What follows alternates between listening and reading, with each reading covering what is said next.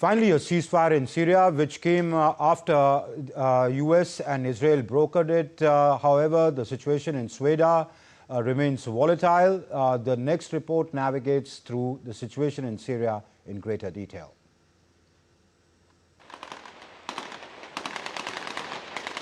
Syria's Islamist-led government struggled to implement a ceasefire in the predominantly Druze region of Sweden on Saturday. Syrian tribal fighters fired towards Druze factions' positions.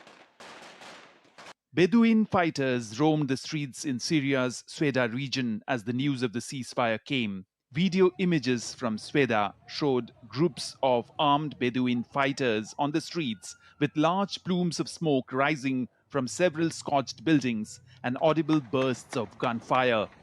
Earlier in the day, Israel and Syria agreed to a ceasefire. The US envoy to Turkey said on Friday, after days of bloodshed in the predominantly Druze area that has killed over 300 people. Syrian leader Ahmed al-Shara called for complete cooperation with a ceasefire.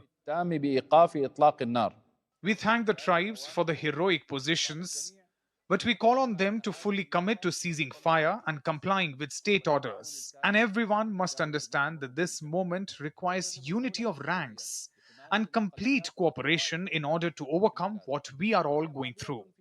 EU on Saturday welcomed a US-brokered ceasefire between Syria and Israel. European Union's diplomatic service said in a statement that now is the time for dialogue and for advancing a truly inclusive transition.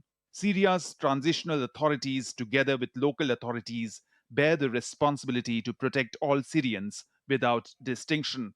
Israel on Saturday dismissed a renewed pledge by Syria's interim president Ahmed al-Shara to protect minorities.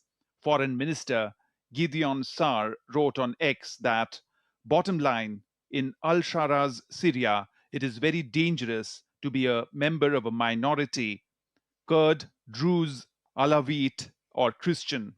Violence in Syria's Sweda province had begun with clashes between Bedouin fighters and Druze factions before drawing in government security forces that were sent to the area by Damascus.